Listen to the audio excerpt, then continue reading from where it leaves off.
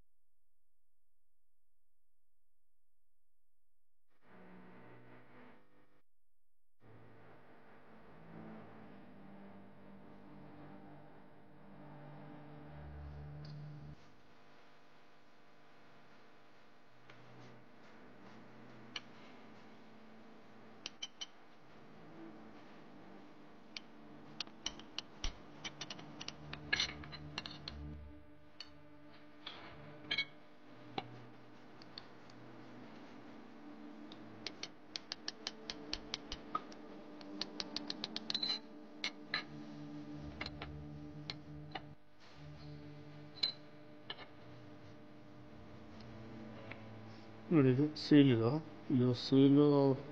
ಇಲ್ಲಿ full smooth ಇದ್ದಾವೆ. ಇಷ್ಟು ಸ್ಮೂತ್ ಬರಬಾರ್ದು. ಸೀಲ್ ಕಂಪ್ಲೇಂಟ್ ಇದ್ರೂ ಡೆಡ್ ಹೋಗುತ್ತೆ. ಇಲ್ಲಿ road wall plate, clutch plate, springs. ಇದು ಸ್ವಿಂಗ್ ಮೋಟ್ರ್ ಸೀಲು ಹಾಕಿ ಒಂದು 15 ದಿವಸಕ್ಕೆ ಹೋಗ್ತಿತ್ತು. ಇಲ್ಲಿ ಮೋಟ್ರ್ ಓಪನ್ ಮಾಡಿ ಚೆಕ್ ಮಾಡಿದರೆ ರೋಟ್ರು ಮತ್ತು ವಾಲ್ ಪ್ಲೇಟು ಮ್ಯಾಚಿಂಗ್ ಇರಲಿಲ್ಲ. ಲ್ಯಾಪಿಂಗ್ ಪೇಸ್ಟ್ ಹಾಕಿ ಎಲ್ಲ ಮ್ಯಾಚಿಂಗ್ ಮಾಡಿದ್ದೀನಿ, ರೋಟ್ರ್ ವಾಲ್ ಪ್ಲೇಟು. ಇವಾಗ ಇದನ್ನು ಸಾಮಾನೆಲ್ಲ ತೊಳೆದು ಬಾಡಿಗೆ ಫಿಟ್ ಮಾಡೋಣ. ಹೊಸದು ಸೀಲ್ ಇದ್ರು, ಈ ಸೀಲು ಬಾಡಿಗೆ ಫಿಟ್ ಮಾಡೋಣ.